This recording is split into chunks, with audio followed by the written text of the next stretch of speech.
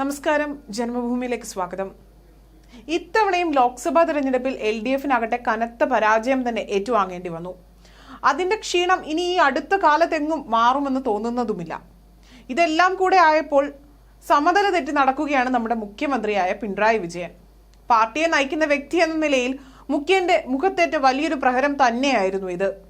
ഇടത് മുന്നണികളാകട്ടെ ഈ നാണക്കേടിൽ നിന്ന് എങ്ങനെ കരകയറുമെന്ന് ആലോചിച്ച് വിഷമിക്കുകയുമാണ്. ഇതെല്ലാം നിലനിൽക്കെ ദയനീയ പരാജയത്തിലേക്ക് CPM കൂപ്പുകുത്തിയതോടെ പിണറായിയെ ആര് തിരുത്തുമെന്ന ആശയക്കുഴപ്പത്തിൽ ഉഴലുകയാണ് നേതാക്കളും. ഡോക്ടർ തോമസ് ഐസക്കും MA ബേബിയും നേരത്തെ തിരുത്തലുമായി രംഗത്ത് വന്നെങ്കിലും സംസ്ഥാന സെക്രട്ടേറിയറ്റിൽ നിന്ന് വേണ്ട പിന്തുണ ലഭിക്കാത്തതിനാൽ പിന്നീട് മൗനം പാലിക്കുകയായിരുന്നു.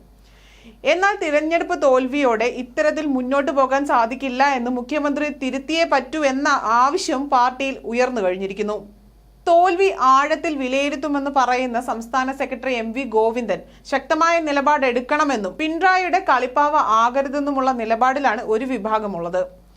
മുഖ്യമന്ത്രിയെ അനുകൂലിക്കുന്നവർക്ക് എന്തുമാകാമെന്ന നിലപാട് പാർട്ടി ചട്ടങ്ങളെ കാറ്റിൽ പറത്തുകയാണ് എന്നും ഇവർ വാദിക്കുന്നുണ്ട്. തിരുത്തണമെന്ന ആവശ്യവുമായി KT ജലീലും രംഗത്തെത്തിയിട്ടുണ്ട്. മുഖ്യമന്ത്രി എടുക്കുന്ന നിലപാടുകളെല്ലാം തന്നെ ഇപ്പോൾ പാളുകയാണ്.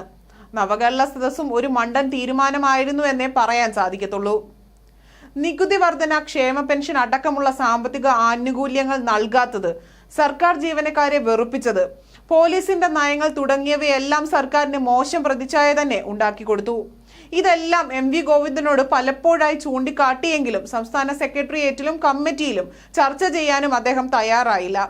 സംസ്ഥാനത്ത് വൻകിട പ്രോജക്റ്റുകൾ നടപ്പിലാക്കുന്നതിനും ഭരണ നിയന്ത്രണം പ്രാപ്തമല്ല എന്ന് നേരത്തെ ചൂണ്ടിക്കാട്ടിയതാണ് എന്ന് തോമസ് ഐസക് പറയുന്നു. കാലഹരണപ്പെട്ട പോലീസ് ചട്ടങ്ങൾ പൊളിച്ചെഴുതണമെന്നും തോമസ് ഐസക് ലേഖനത്തിലൂടെ ആവശ്യപ്പെട്ടിരുന്നതുമാണ്.